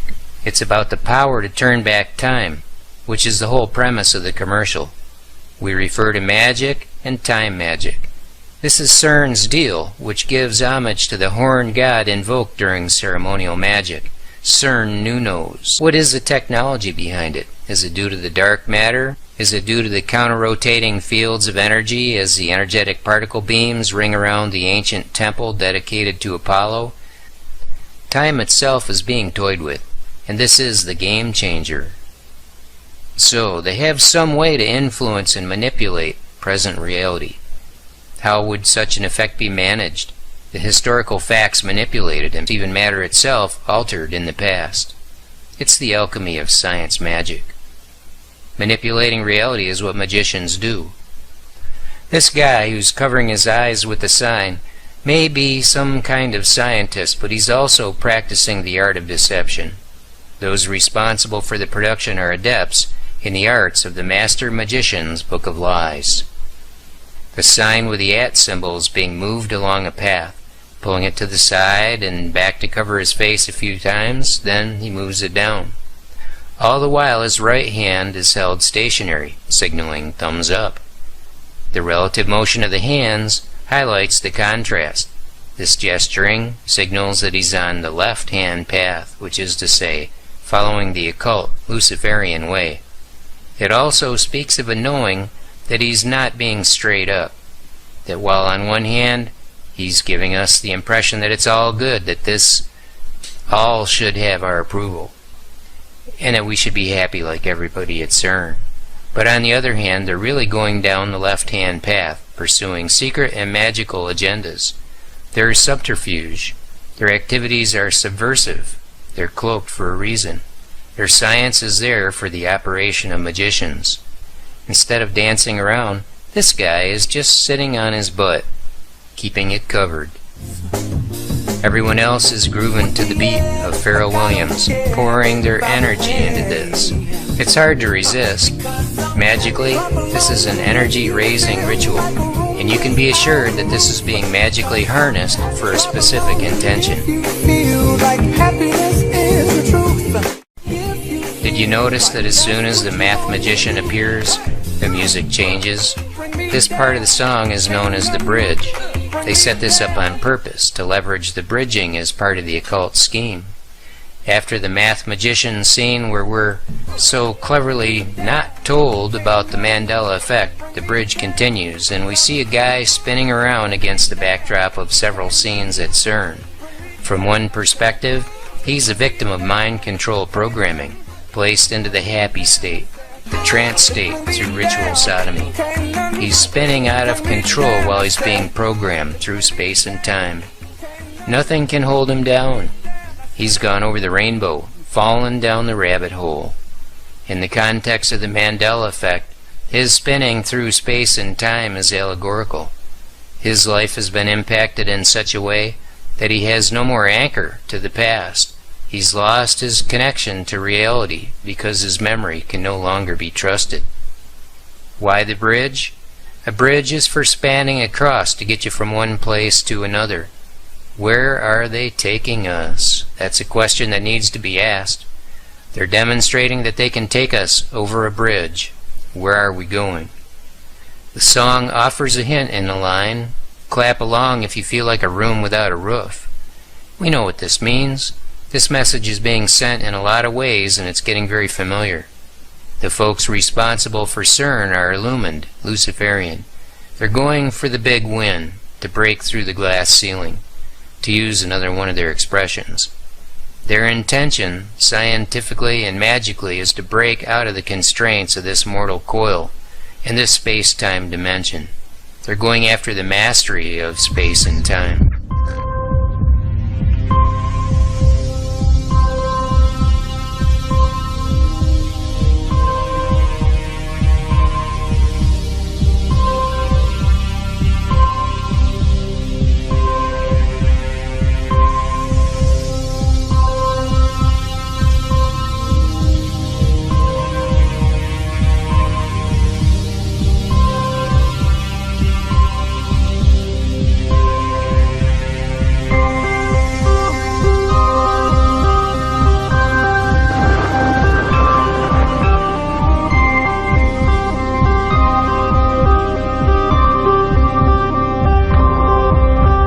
The answer that led those who've been told for so long by so many to be cynical and fearful and doubtful about what we can achieve, to put their hands on the arc of history and bend it once more toward the hope of a better day. To put their hands on the arc of history and bend it once more toward the hope of a better day. And the clock strikes heavy, and and there's no time for tea. That Last Supper reference, and here she goes through the heart of time. Again, all tying into the heart of the earth, and that cracking through the heart of time. And in our darkest hour, before my final rhyme, she will come back home to Wonderland and turn back the hands of time. And turn back the hands of time, which we see them representing so many times. If you've been watching this channel before, the reversing of time, possibly to a pre-flood, I don't know exactly what they mean by that, but these are all rituals to do with trying to reverse the prison that they are stuck in.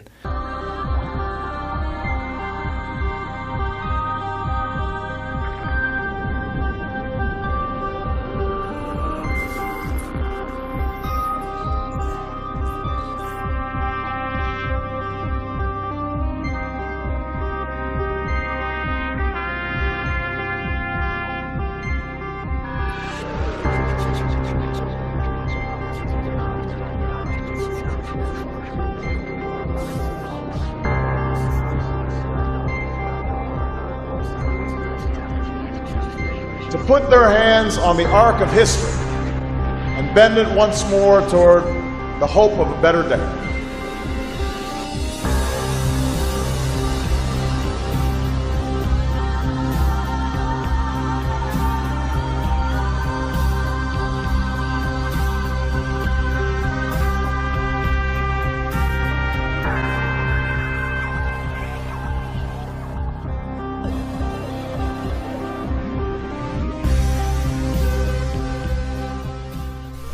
Game over? Is that why they're so happy, because they think it's game over? The score showing is rather one-sided. You have to admit, with the reality of the Mandela effect, it looks like their boast is legit. However, this game over bit they're dancing all over, it ain't over till it's over, and it ain't over yet. The greatest trick the devil ever pulled was convincing the world he didn't exist.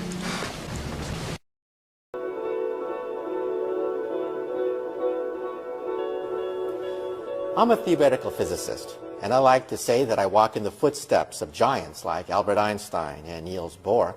I'm not a philosopher. However, I am rather dazzled by the fact that many of the basic mysteries that we find in string theory and the theory of everything seem to be mirrored in the Zohar and in the Kabbalah. As a scholar, the most amazing thing of all is the degree to which modern astrophysics sounds like a Kabbalistic text. When I first made the correlations between Kabbalah and science, I was stunned. We do know that Isaac Newton had access to certain mystical texts, certain texts of the Kabbalah. Well, the Kabbalistic description of creation is coming from a single little point, from a speck, and of having matter form and time and space form all together at the very beginning. This sounds very much to me like the description of the Big Bang. I couldn't believe that the Kabbalists could derive these truths without really knowing any mathematics or physics. It is certainly true that in string theory, the number 10 is the dimension of space-time for supersymmetrical string theories, and 26 for bosonic string theories stand out as a requirement of the mathematics. All the things that could destroy string theory, all the things that do destroy every rival theory to string theory, they are all eliminated in precisely 10 and 26 dimensions. These dimensions are magic. We physicists don't know where these dimensions come from. The Zohar says those things. It could have been a lucky guess. I don't know. The Zohar's notion that light is a realm of no time and no space is quite consistent with special relativity. What's been stopping it so far are, number one, the lack of a good concept, and I think the Kabbalah is offering that now in the context of modern science, and two, a reticence on the part of both scientists and people in religion to mix the two. It's rather amazing, this uncanny reflection of some of the most advanced cosmology coming from our satellites, coming from our atom smashers, coming from our blackboards, that are mirrored in the Zohar and ancient Kabbalistic texts. And those scientists who study quantum physics, Why do they come to this realization? At that deepest subnuclear level of our reality, you and I are literally one. Because they enter a world that has strange rules. Suddenly, one thing can be in two places.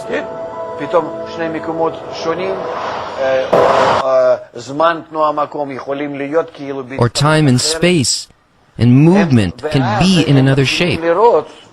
And they come to this same thought. Everything depends on the one who perceives it. Ariana Grande says she turned to the Kabbalah faith after her homosexual brother was rejected by God. The 21-year-old singer shunned her Christian upbringing and the teachings of the Catholic Church because she is super close with her gay brother Frankie, whom we all know now from Big Brother. She says they both found a connection with the offspring of Judaism, Kabbalah, which is famously followed by celebs. Hollywood couple Ashton Kutcher and Mila Kunis attended the funeral of a Kabbalah teacher to the stars in Israel on Wednesday.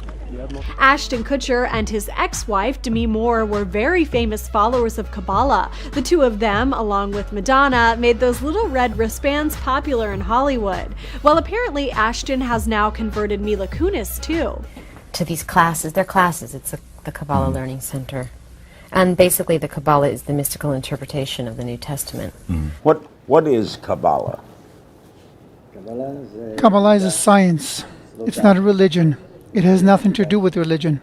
It's a science that helps us understand how the world is built and how it's governed by the upper force of the entire creation. Is it part of Jewish theology? It's not a part. It's the basis of all Jewish theology. It's a science that comes to us from Abraham, who discovered it, and through all the generations it came to us. For thousands of years it's been hidden, and only recently, say in the last 200 years, it's being revealed.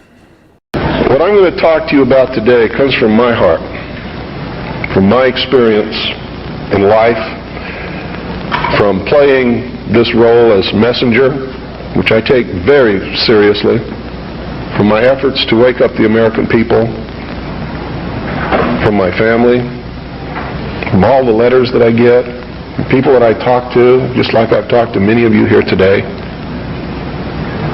I've learned some things, and I think these things need to be passed on to you. I think one of the biggest misconceptions in this country is what this country is all about, who founded it, for what purpose, and most specifically, what it is that we're all looking for. I'm going to try to clarify some of those, and in doing it, as always happens, someone's going to be angry with my definition of some of these things.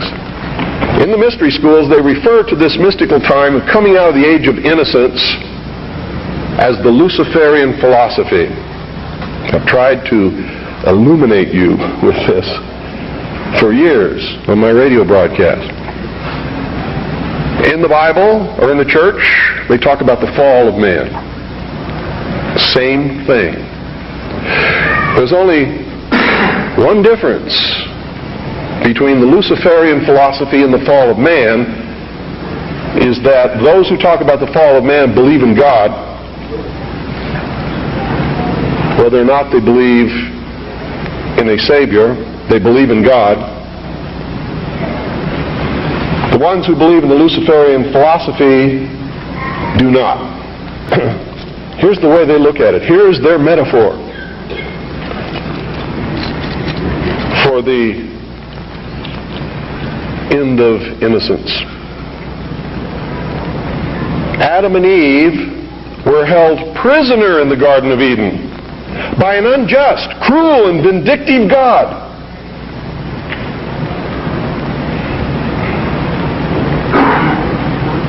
Until Lucifer, through his agent Satan, set man free from this garden by giving him the gift of intellect.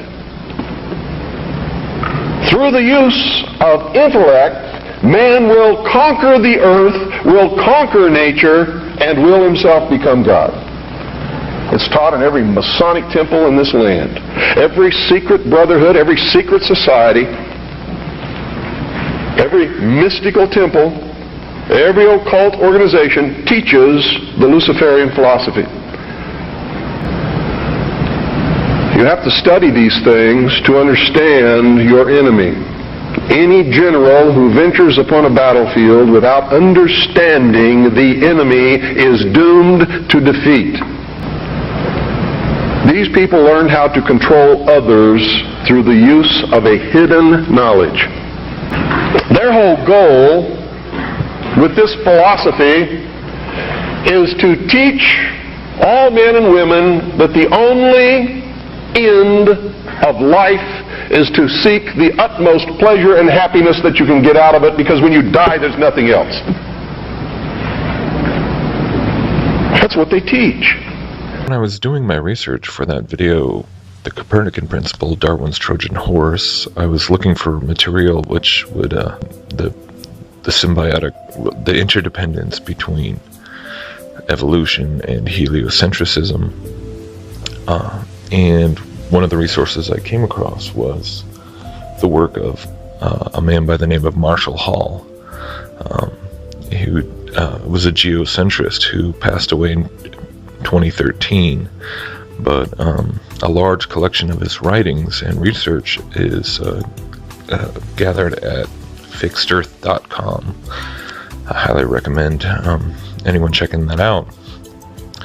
So a lot of the things he talked about ended up going into that video, and one of the things that I did come across that I didn't get a chance to include or research at the time was a point that he makes quite a few times about the Kabbalah. And basically he explains how the Kabbalah, prior to Darwin, prior to even the Copernican revolution, not only does Kabbalism, of course, carry with it the idea of a vastly expanding universe full of many different worlds and even the possibility of extraterrestrial life, but the very basic components of cosmic evolution itself, and even the age of the universe, which evolutionists confirm now, was already being taught in Kabbalistic texts back as far as the third century. And Marshall Hall really talks about three particular Kabbalists specifically, one being Isaac Luria, who lived in the 13th century, and then Nachmanides and Maimonides, who are, I believe, in the 1st and 3rd centuries. So I was just fascinated by this idea that the concept of evolution, specifically cosmic evolution, the Big Bang, going so many centuries back. Obviously, I've talked about this a little bit before. Evolution being a spiritual concept that goes back into the Gnosticism of the Greeks and the Babylonians. So it wasn't too shocking, but that they would have so many. It's very specific. It's less vague than some of the other Gnostic concepts of evolution that I've come across. And so, as you can see by the clips before, when I set out to try and confirm the things that Marshall Hall was talking about, it not only was it easy to confirm, but it's pretty amazing that it's not just evolution, but so many of these other concepts of modern astrophysics, quantum physics, string theory, special relativity, all of these, basically everything that you can think of when it comes to theoretical, mathematically modeled, science or scientism, as we would call it, all of these theories, both the Kabbalists and modern physicists like Michio Kaku are sitting here admitting it themselves. What about Jesus? And you say there isn't only one way. There is one way and only one way, and that is through Jesus. There couldn't possibly be with the millions of people in the world. It's about a psychotic mass murderer who gets away with it, and his name is God. Genesis says God was so angry with himself for screwing up when he made mankind so flawed that he sent the flood to kill everyone, men, women, children, babies. What kind of tyrant punishes everyone? The New World Order sends its regards. For years now, talk show hosts, people on television, people in sitcoms have been hired by the government to throw you off the track, to distract you, to make you laugh and stuff like that, make you happy and docile so you don't know what's really going on. You know, when they get out there in the woods in a circle naked and they decide these things. Sign effigy, we shall read the sign, midsummer sets us free. Had we sold our soul to the devil? How else can you explain us being here on the Genesis? Yeah, we sell our soul. I sold my soul to the devil. I swear to Lucifer, I'm gonna... Sold my soul to the devil. I know it's a crappy deal. Lisa came with a few toys like a Happy Meal. Or the pit is about to be open very, very soon. And, you know, then one of the final scenes of this trailer just happens to be Scarecrow saying to Dorothy, only you can stop it. And of course, we see Dorothy starting to transform again with the jewels on her hand into Mystery Babylon. So, you know, we need to realize that, you know, they love to show this darkness and light as if they, you know, one is going to fight the other. And Satan, who loves to show this duality, will definitely not stop himself. Satan will not stop Satan, even though they love to show this light and darkness together. And because the only one who can stop what is going to happen, even though there's going to be all-out destruction, the return of the fallen angels, their offspring, the Nephilim, the dragon being thrown out of heaven, and the beast ruling this world, the only one who can stop this will be the main event, the glorious appearing of King Yeshua himself, right from Revelation 19. And when I read this, I always get tears in my eyes, because this is the best news ever, that Yeshua HaMashiach, Jesus Christ the Messiah, is going to come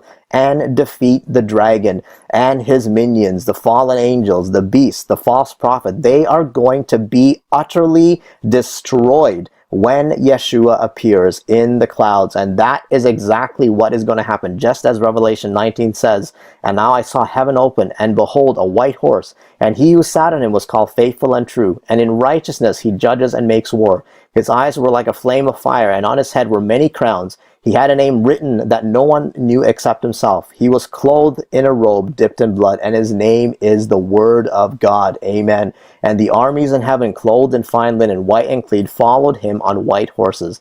Now out of his mouth goes a sharp sword, that with it he should strike the nations, and he himself will rule them with a rod of iron.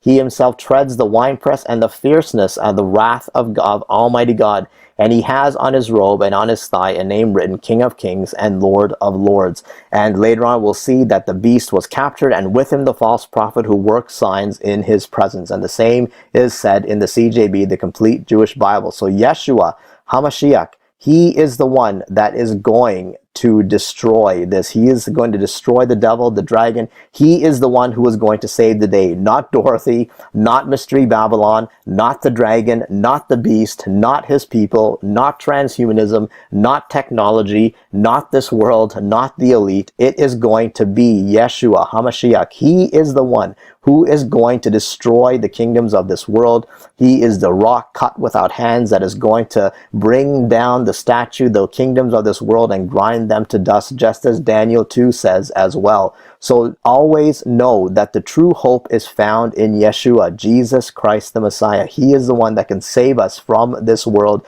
and will set up his eternal kingdom very soon. And, you know, just to give you just a few more insights on this, on the Wizard of Oz, I find it interesting that Oz just happens to mean, in the Hebrew, it means strength. So, you know, does the devil want us to believe that he is the one that has strength, that he is the one that is, you know, going to set up his kingdom forever because he is strong?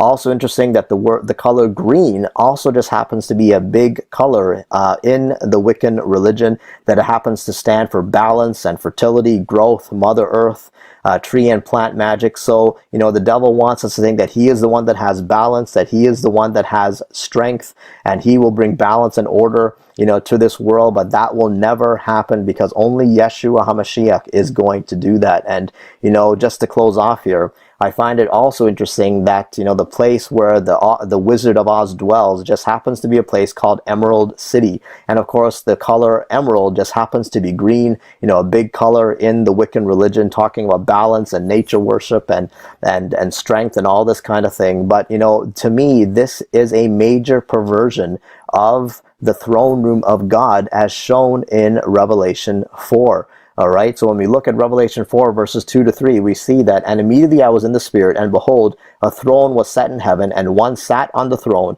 and he that sat to look upon, and he that sat was to look upon like a jasper and a sardius stone, and there was a rainbow about the throne in sight like unto an emerald.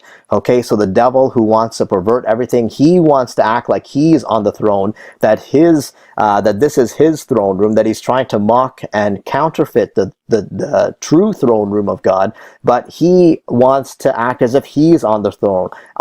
So interestingly enough, this Emerald City just happens to be, at least in my opinion, a mockery of the true throne room of God, of Yahweh, of Abba, Father. All right, so this is to me what we are being shown in plain sight. And I am shocked as I delved into this trailer and into this movie. I actually had no idea as to what the Wizard of Oz really meant for. And it just goes to show the power of knowledge as we look into these things. The devil loves to hide these things from us and put these messages into our head. But if we look into what we are being shown, we can clearly see the messages that the devil tries to put into our heads. But the true victory is coming, that Yeshua HaMashiach is coming to destroy the kingdoms of this world. And the devil, who wants to act like he is on the throne, he is going to be thrown down very, very soon. And the true God, who will set up his eternal kingdom that is going to last forever and ever. God bless you. Come on.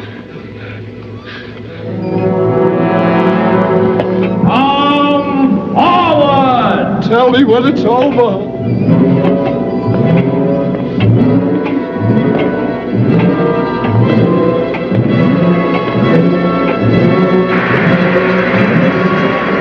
Look at that! Look at that! I want to go home. I am Oz, the great and powerful. Who are you? Who are you?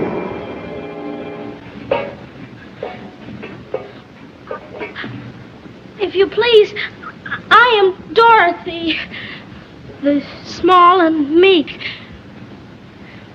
We've come to ask you. Silence! Oh, Jimmy Cricket. The great and powerful Oz knows why you have come. Step forward, Tin Man.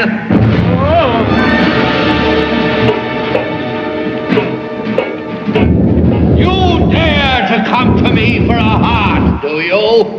You clinking, clanking, clattering collection of colliginous junk? Yes, sir. Yes, Your Honor. You see, a while back, we were walking down the yellow brick road, and... Quiet! And you, Scarecrow, have the effrontery to ask for a brain, you billowing bale of bovine fodder? Yes, Your Honor. I mean, Your Excellency. Your wizardry. Enough! And you, lion!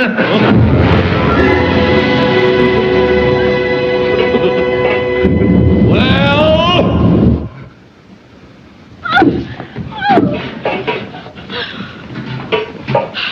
You ought to be ashamed of yourself, frightening him like that when he came to you for help. Silence, whippersnapper! The beneficent Oz has every intention of granting your requests. What's that? We are not saying that guns are the only reason that mass shootings continue to occur. We are saying that they factor in, and we are demanding that someone repeat the experiment that so many other countries have carried out and simply see if it yields the same results. Enough is enough!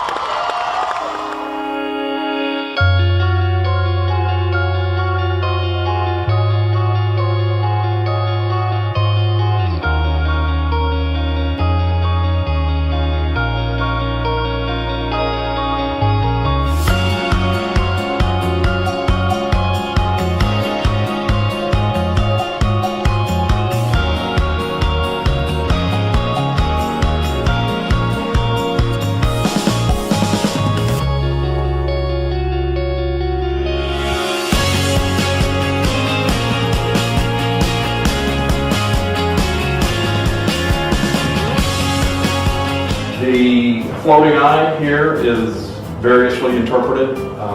Some people see the work of Freemasons in it. Some people just see this as the divine eye of providence. It's a debate for the ages.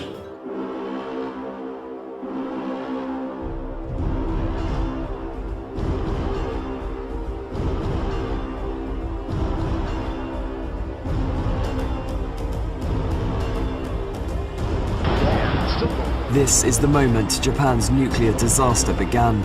A giant tsunami wave crashes into the Fukushima Daiichi power plant.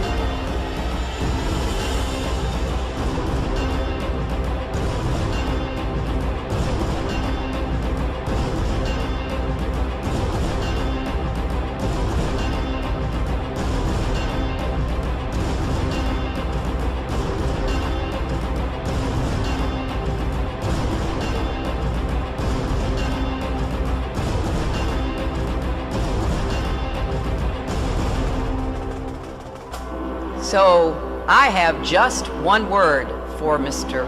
Trump. Basta. Enough! What did I tell you? 88 miles per hour! What's the meaning of this? You'll find out in 30 years!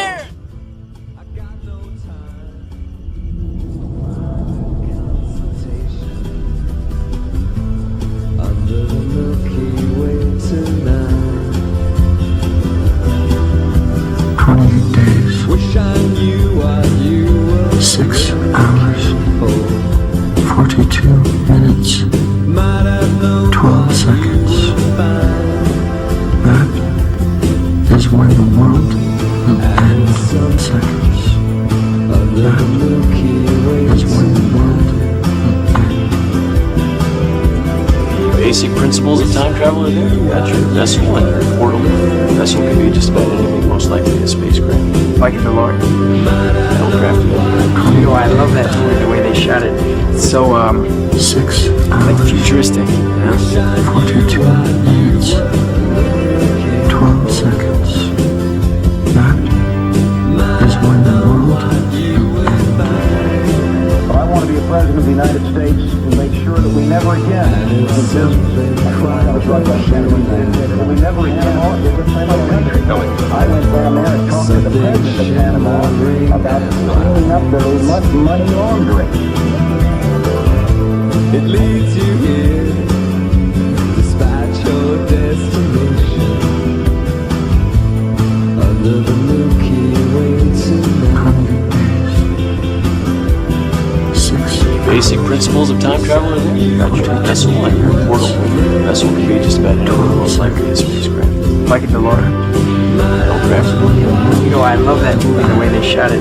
It's so, like futuristic, you know? 6 hours, 42 minutes, 12 seconds. That is when the world will end. And it's something quite peculiar. 28 days, something shimmering and 6 hours, 42 minutes, 12 seconds.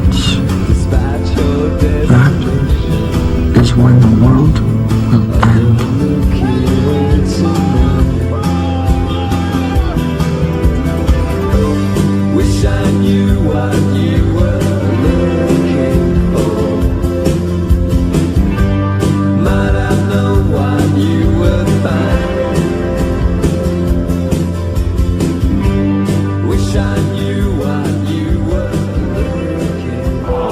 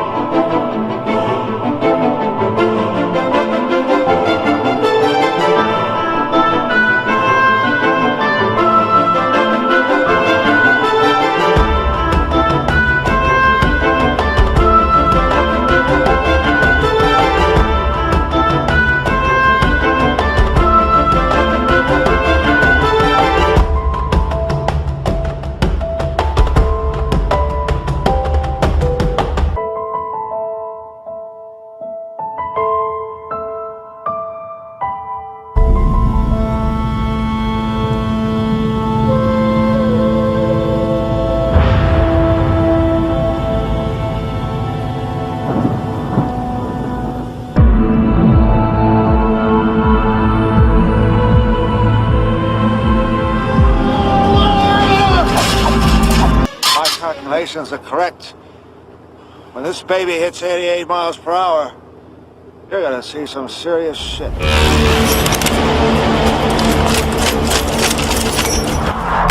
But a bright line in the sand, and we will protect you, that I can tell you, and we will say enough is enough.